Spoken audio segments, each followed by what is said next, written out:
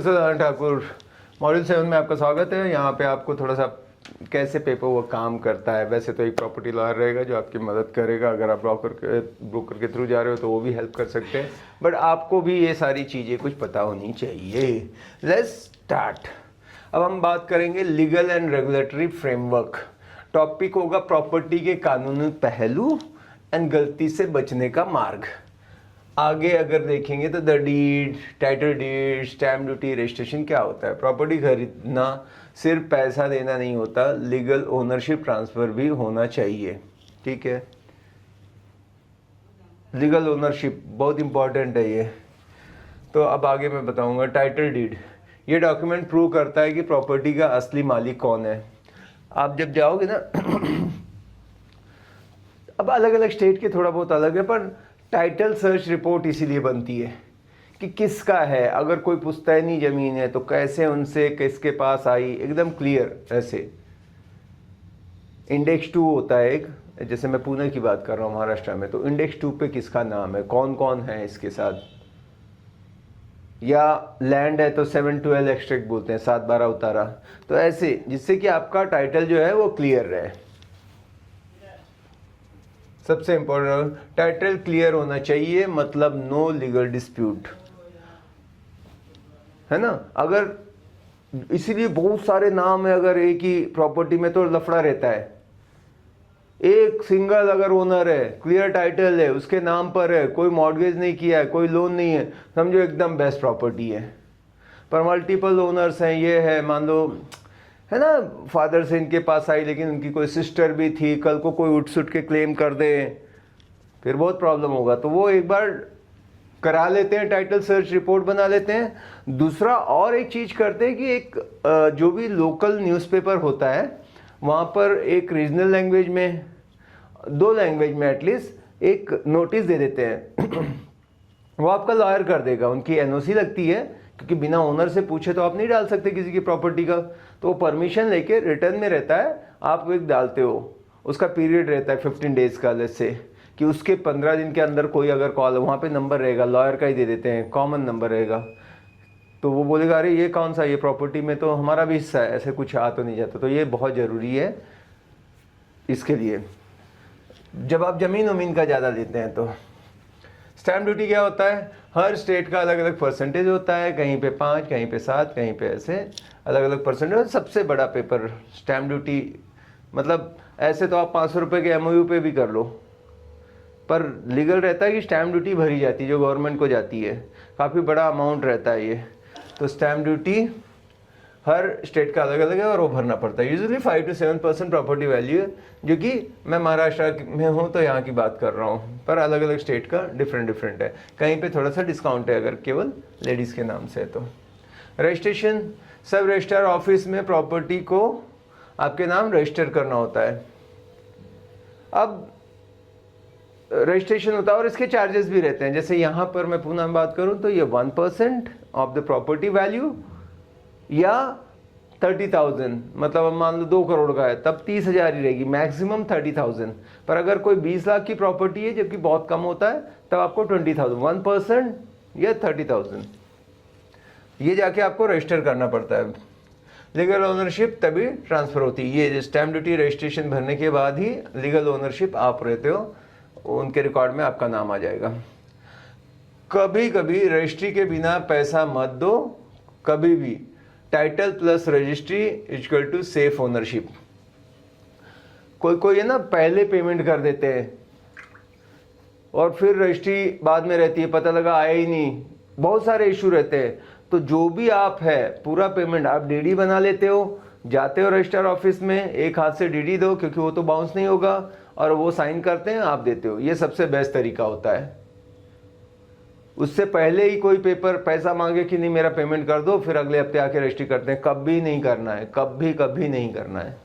एक हाथ से चाबी, एक हाथ से पैसा, बस क्लियर काम।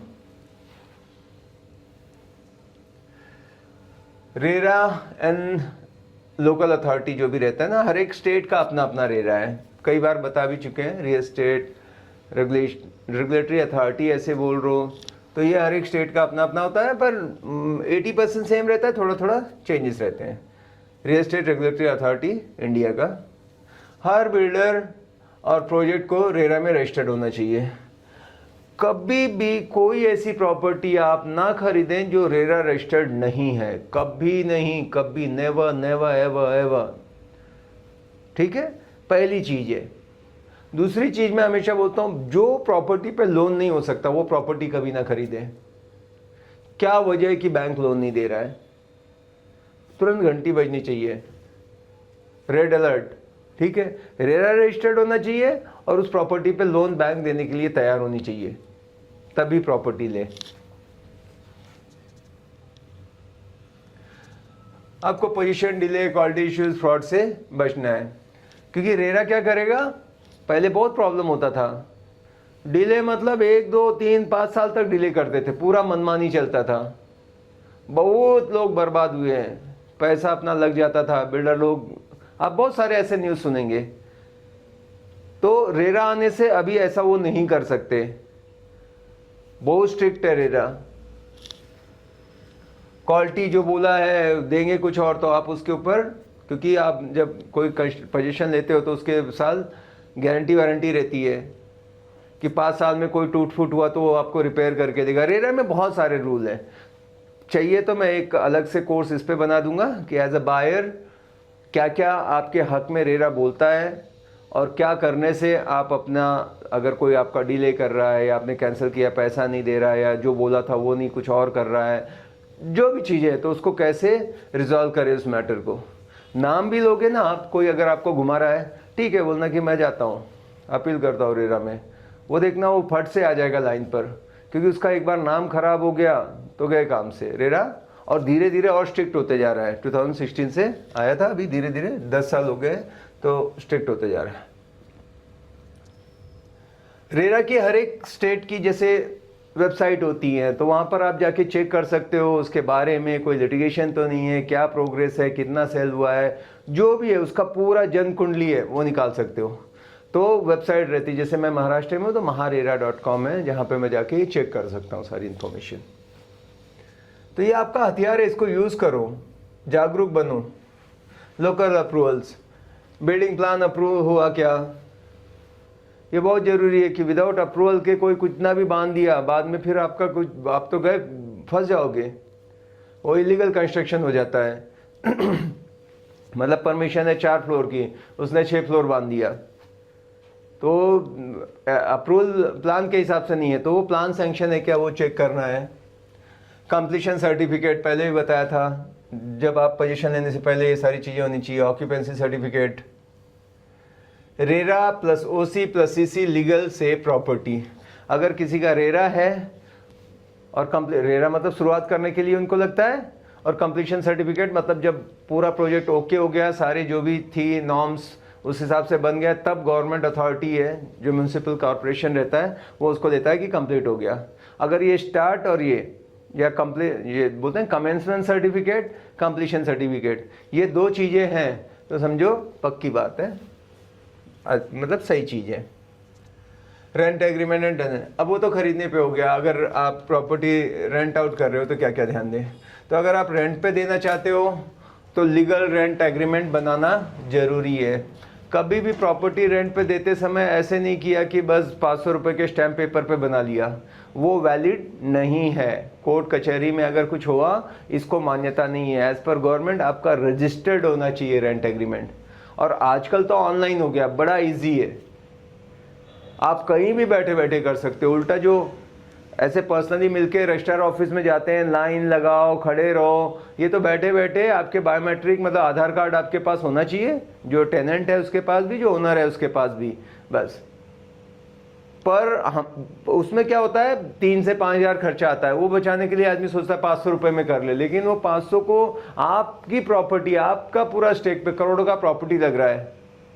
और वो जो रेंट एग्रीमेंट का पैसा है वो भी हाफ ऑफ शेयर होता है, ऐसे नहीं कि सब आपके पॉकेट से जाएगा। मान लो 5000 है तो आपको 2500 और उसको 2500 देना है। पर वो कोई बोले टेनेंट वगैरह, पर रजिस्टर्ड ही करो, भले 2 महीने के लिए वो आ रहा है, पर रजिस्टर्ड एग्रीमेंट ही करना है, वही वैलिड है।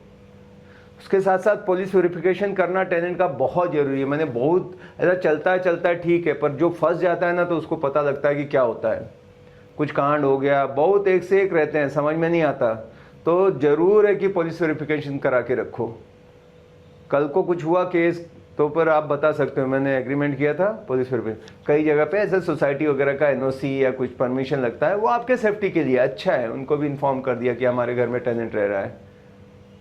और कोई अगर ऐसे बोले कि सर इसमें क्या ज़रूरत है, बस आप किराया लो मैं आके रह रहा हूँ, तो कभी ना करें ऐसे। और जो भी है एग्रीमेंट में भी सारे टर्म्स कंडीशन डाल दें, जैसे नोटिस पीरियड होता है, 1 महीने का नोटिस पीरियड रहेगा फ्रॉम बोथ द साइड। उसके बाद कितना रेंट रहेगा, अगर 1 साल के बाद बढ़ना है तो कितना बढ़ेगा, 5 to 10% ऐसे बढ़ता है ना।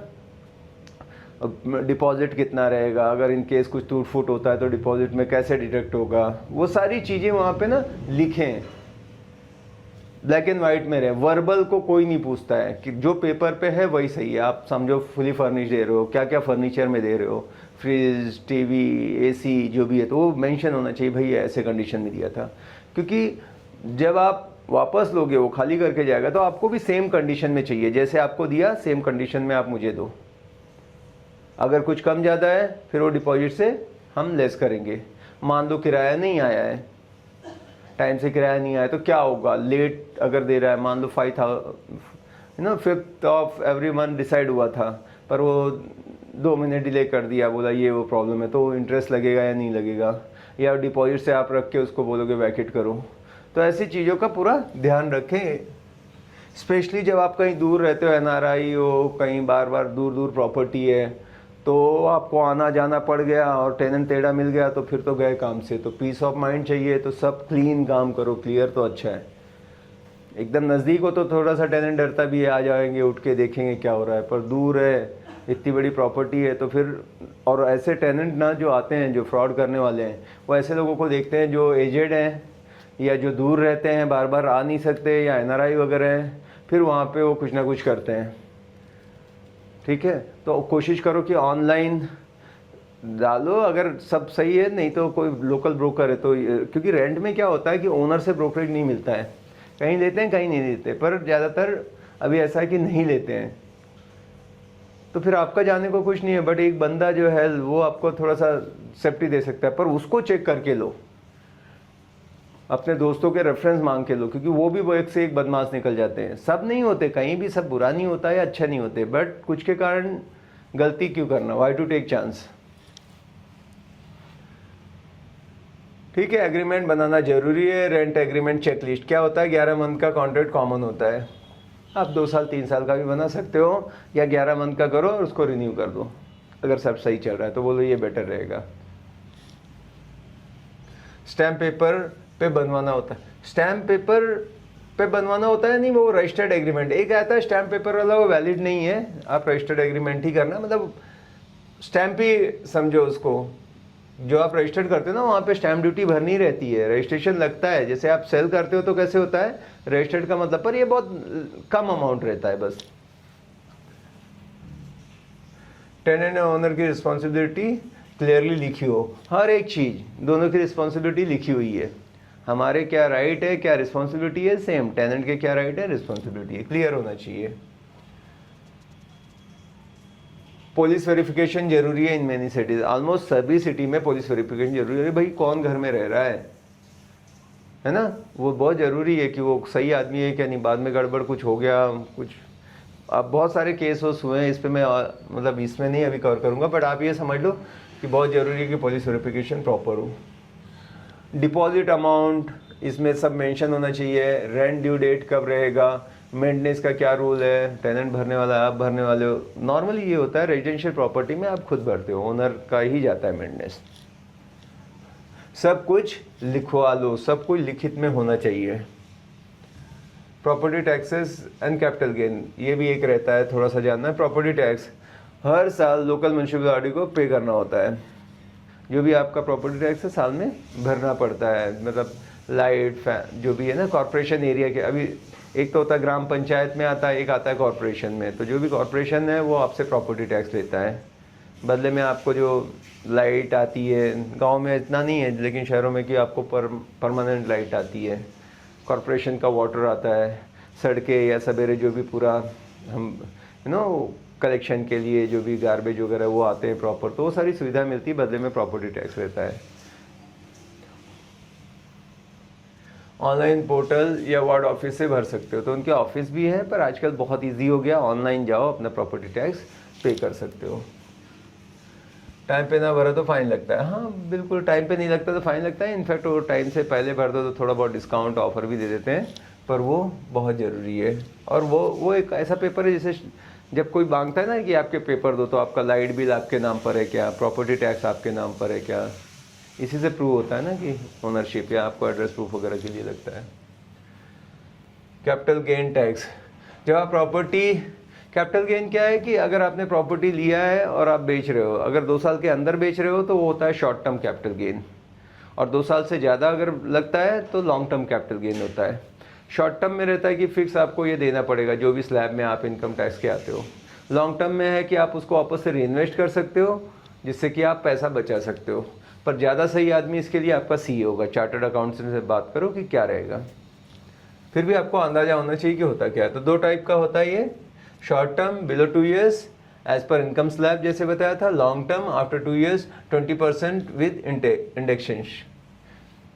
ठीक है, अब ये सीए थोड़ा थोड़ा चेंज होता है, क्योंकि मैं जब आया था पहले तब ये 3 साल का था, 3 साल से पहले करोगे तो क्या शॉर्ट टर्म में काउंट होता है, अभी वो 2 साल कर दिया है। तो कुछ थोड़े बहुत चेंज आते रहते हैं, तो बेटर है कि आपका सीए आपको जैसे गाइड करे उससे सोचें, नहीं तो बाद में अगर आ जाएगा तो बड़ा नोटिस हो इनकम टैक्स डिपार्टमेंट, और फिर कई गुना फाइन वाइन लेते हैं, तो बड़ा ऐसे रहता है। तो जो है समझ के करो हर चीज़। जो टिप, अगर आप पैसा किसी और प्रॉपर्टी में इन्वेस्ट करो विद इन 2 year तो टैक्स बेनिफिट मिलता है सेक्शन 54। जैसे मैंने बताया था कि अगर ये जो आपने कैपिटल गेन किया है वो पैसा वापस से आप लगाते हो किसी प्रॉपर्टी में, तो आपको ये बेनिफिट मिल जाता है, इसका टैक्स नहीं भरना पड़ता। या कुछ इंफ्रा जो कुछ रहते हैं इनके फंड वगैरह, बॉन्ड्स रहते हैं गवर्नमेंट के बॉन्ड्स, उसमें भी आप चाहे तो लगा सकते हो।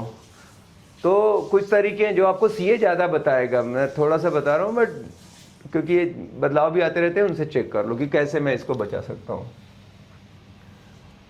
तो अगर मॉड्यूल 7 की बात करें तो क्या क्या हमने, टाइटल डीड होना जरूरी है, रजिस्ट्री करो, रजिस्टर्ड होना चाहिए, स्टैम्प ड्यूटी भरो, ओनरशिप का प्रूफ वही रहता है आपका, रेरा रजिस्टर्ड प्रॉपर्टी लो, बिना रेरा के देखना ही नहीं अपने को, रेंट एग्रीमेंट लीगल तरीके से बनाओ, शॉर्टकट मत मारो, प्रॉपर रजिस्टर्ड रेंट एग्रीमेंट हो, पुलिस वेरिफिकेशन हो, property tax and capital gain rules समझ के प्लान करो।